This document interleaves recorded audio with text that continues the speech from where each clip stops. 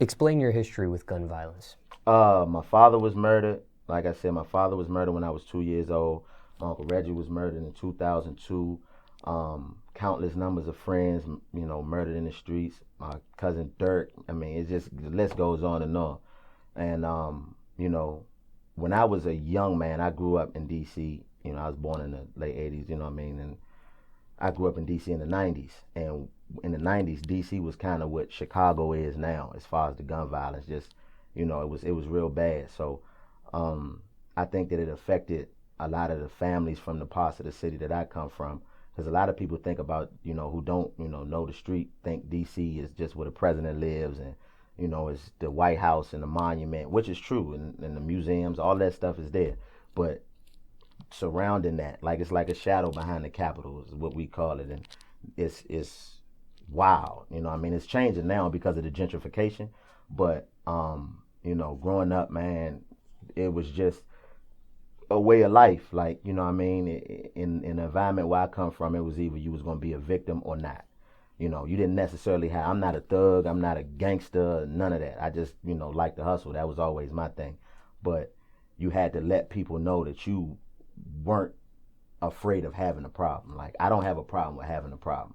And if you did that, then you had to accept that you may have to get into certain situations to protect yourself.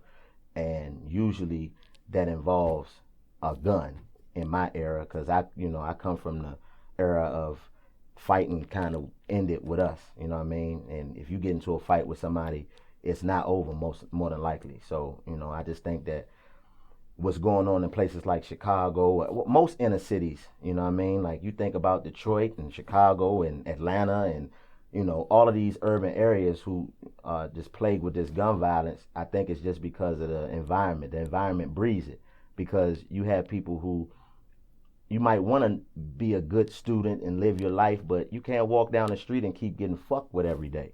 You know what I'm saying? And, you can't beat up everybody. I don't care how good you fight. Mike Tyson got knocked the fuck out. So, I mean, it just kind of comes with the environment. Like, I feel like the only way I can get respect is to get a hammer. So I think that just, plays all inner city communities, not just the one that I come from, but it was real bad when I was growing up. So unfortunately, I lost, a lot of family and friends to murder.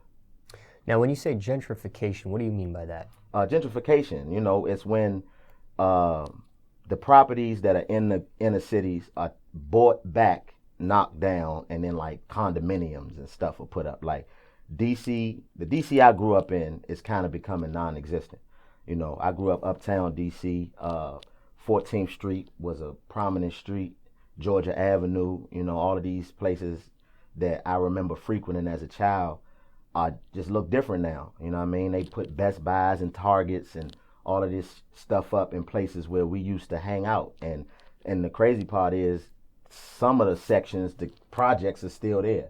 So you have these people who are still suffering in kind of like the old way of the city, and then you look across the street and it's white people walking dogs and drinking Starbucks. And I mean, no disrespect to, anybody who can afford to, attain themselves that type of lifestyle, because that's what you should aspire to do. You should aspire to want to be better. But unfortunately, the race is kind of set up against the people who live in that section, who live in the projects. They have, a disadvantage, because, if you come from a household with no father, a mother who, may be on drugs or may have to work so much that you never see her, you kind of start to raise yourself, and the environment raises you. So you don't really understand that what is across the street is attainable for you too. You don't get that idealism. You think that everything that goes on is in that little square area that you come from. So I think the gentrification, and that's just, it's happening everywhere, but you see it go on in all of the, they come knock the projects down, put up these, houses, and then, section off maybe 2 or 3 or 4, apartments per building that people who used to live there can move back into at affordable rates. But for the most part, nobody who comes from these places can afford to live in these buildings that they putting up.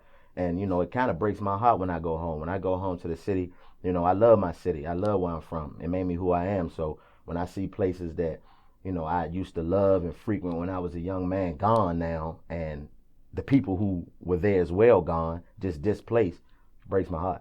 Where do those people go? Who knows? Everywhere. You know what I mean? Wherever they send you. You know, sometimes you get a stipend and they give you money maybe to move, and sometimes people are stubborn and they don't want to move, and then the government or whoever is responsible for the property, because we don't own the shit, which makes it so crazy. We die for blocks that we really don't own or have no control over, but they'll come in and claim eminent domain, which means basically fuck you, get out, and you're not getting no money. You should have took what we wanted to give you.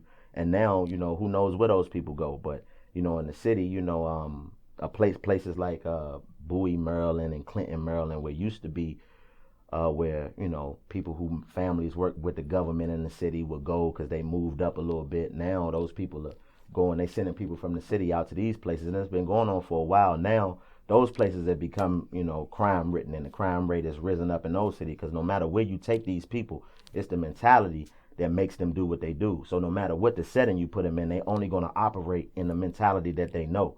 So I think I think they go wherever they can go, and that's the unfortunate part. We don't have a place to go, no matter what city you come from. If you look like me and you come from the places I come from, there is no place you call home.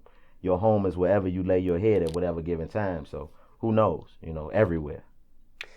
Now, in respect to gun violence, what is your opinion on gun violence in 2016? Where do you see gun violence at today? Are we worse off with gun violence in 2016 than we were in 1996? What do you see the future of gun violence being? What's your take on it?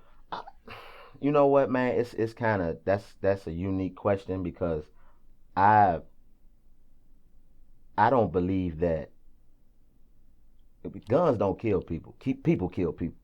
You know what I'm saying? So if you want to change gun violence, you got to change the mentality of the people.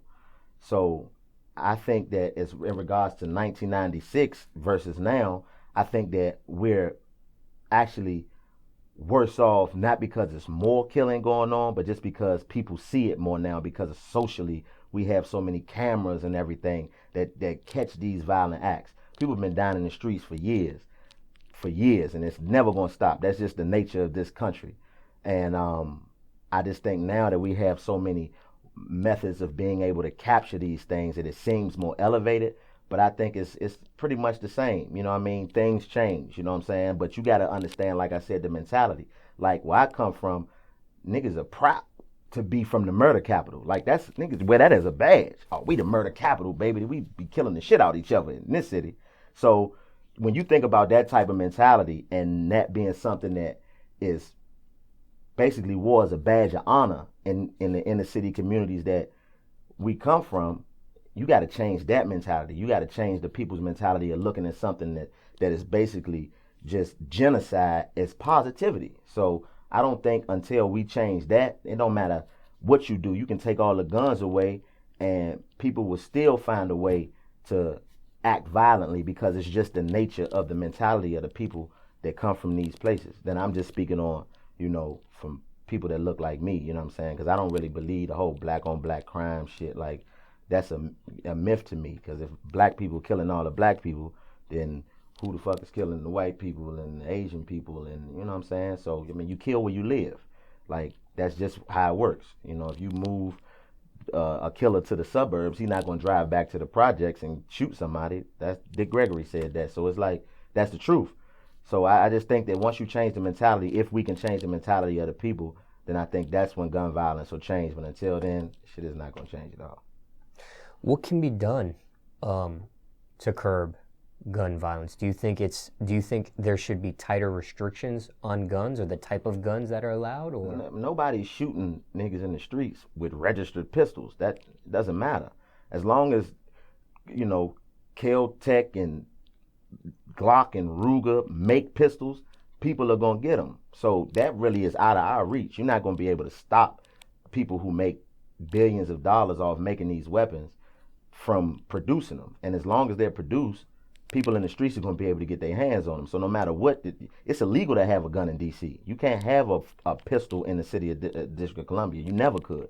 Like, it was at one point when the gun violence was super bad, you would get 5 years for the gun and like 3-4 years each bullet that you had in it. It was that crazy. So people still was dying. So it's nothing you can do in regards to that restriction. I just think that our communities have to, we had to take more responsibility for each other. Like, you know what I'm saying? Like, I believe in programs being instilled in our community that reinstate the people who are looked at as the downtrodden, citizens of our community, and putting them back in the community and having them change the reality that we deal with. Like, because if you a real nigga and you 100, as everybody claims to be now, if you done been to prison or you done been to, jail and lost a family member or any of that, if you didn't had to really be in the street and do anything in the streets at all ever, no matter if you were actively doing it or if you were just around it, it's nothing positive about that. It's nothing positive about jail. Like, you know what I mean? And I've never been to jail longer than just a day or two, but still, even in that day, it was like, oh Lord, you know what I'm saying? It was the worst shit ever. Like, you can't, beating your dick ain't even the same when you're in jail. It's a great process when you're at the house, but when you're in jail, you're like, I got to do this shit. I don't have a choice. Like, it's horrible. Like, I remember when I was young, they would try to, let me know the decisions that I was making. I remember I got caught stealing muffins out of the corner store. We got caught stealing. And, my uncle sat me down and was like, man, you trying to be you want to be a criminal. Let me tell you what happened to criminals. And he told me about jail. And he said the things that are the worst about jail is not the shit that you hear on TV. Ain't nobody raping motherfuckers and shit like that in jail. It don't go down like that. But what you do miss is being able to take a shit without somebody looking at you, or to be able to not have to smell another grown man shit while you trying to sleep, or be able to set the water temperature to what you want to set it to, or be able to open up a refrigerator that's a regular size refrigerator. He said they used to stay out the window. They had a window and they would stay out the window and watch cars go past with girls in the car and just be like, man, I bet that bitch took a shower this morning before she left the house. Like, I don't want to have to live like that. And when you lose people in the streets, you don't want to have to go to funerals and watch your homeboy's mama cry, and you don't want to have to feel that pain and feeling like we got to go do something to them. And it's ridiculous. So if you one of the people who keep it 100 and you a G, then your G should be to come back and tell the young people who feel like they got to do those things to make a name for themselves or to get their family out the projects or to do whatever they need to do. It's another way to do it, because you don't want to go through what I just went through. So I think if we start taking more responsibility for ourselves and our community, then I think it'll change. And until then, shit is going to stay the same. How many people do you think you personally lost, if you could count, to gun violence? Friends, family, just people you know that are relatively close. Or maybe an estimate, if that's a really large number. Yeah. I'll definitely say over 15 people. You know what I mean? And that's just from me counting in my head just now, over 15 people. From the time that, I can remember being me up until now, at over 15 people, you know what I'm saying? And 6 personal family members, including my father. Oh, a lot. Too many.